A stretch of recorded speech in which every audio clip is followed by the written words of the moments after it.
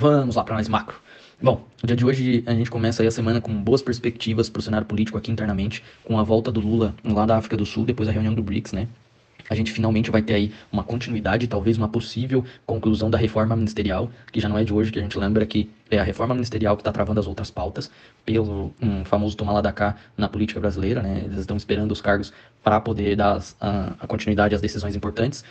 Nós tivemos aí também sinalizações positivas por parte de senadores, garantindo que a reforma tributária ela não vai ser um cavalo de Troia, que não vai ter, não vai trazer aumento de carga tributária, né? E também tivemos o Eduardo Braga, que é o relator da reforma tributária, ele frisou que a discussão sobre o imposto agregado é fundamental para assegurar que a carga tributária não vai ser ampliada.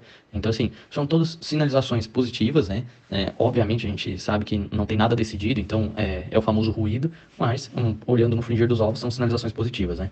A única sinalização negativa que a gente teve foi o IPCA 15 na sexta-feira, que eu falei que ia sair às 9 horas da manhã, ele veio acima da perspectiva, ou seja, ele veio acelerando mais do que o esperado, o que gera uma preocupação que o Banco Central não consiga ser tão agressivo assim nas quedas de juros aqui internamente, né? Mas assim, nada que mude muito a trajetória, só diminui um pouco esse otimismo de que a gente conseguiria acelerar mais ainda a queda de juros por aqui, né? O cenário internacional, a gente teve aí na Ásia as bolsas subindo, com boas perspectivas por lá.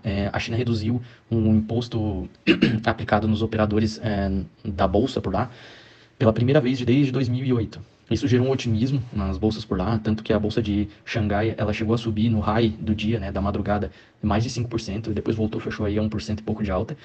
Um cenário bem mais positivo do que estava na semana passada lá na Ásia, né? A gente também teve aí medidas que vêm. Essas medidas que a China vem fazendo, elas são por fatores óbvios, né, para acelerar a economia por lá, mas também porque os investidores estrangeiros eles vinham fugindo em massa da bolsa, das bolsas da China, né, e, obviamente, né, as perspectivas não estavam sendo basicamente respaldadas, né, pela China. A China não estava dando os incentivos que o mercado estava esperando e os players literalmente estavam saindo, né. A gente teve uma das notícias mais para o cenário negativo que não fez muito preço no mercado, porque já não é de hoje, né, foi que a Evergrande, que é aquela empresa incorporadora chinesa tal, que tinha quebrado, ela adiou a votação sobre a reestruturação das suas ações por lá, e já caiu 87% na volta das negociações lá em Hong Kong.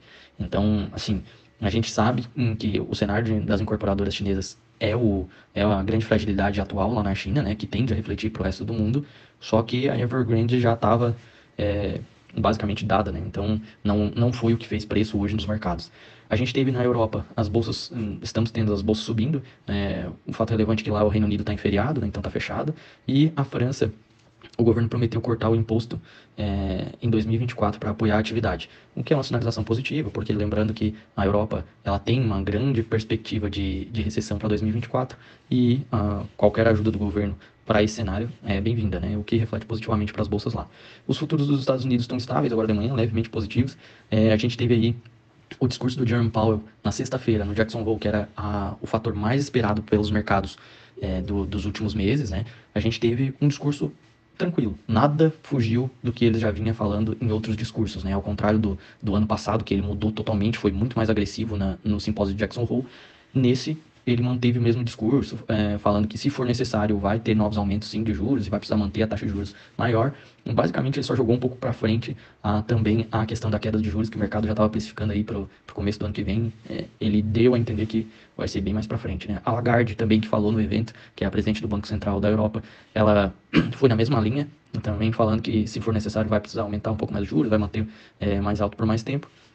Mas é isso, nada fugiu muito das perspectivas, tanto é que as bolsas dos Estados Unidos subiram, num geral, na sexta-feira, né? Então é isso para o cenário de hoje. A gente tem aí um cenário internamente aqui, que temos sim boas perspectivas aí para uma alta da bolsa aqui no Brasil. Lembrando que na sexta-feira os Estados Unidos subiram e a gente acabou caindo, né? Muito voltado àquela surpresa do IPCA 15, tiveram que ter reajustes de posições e coisas do tipo.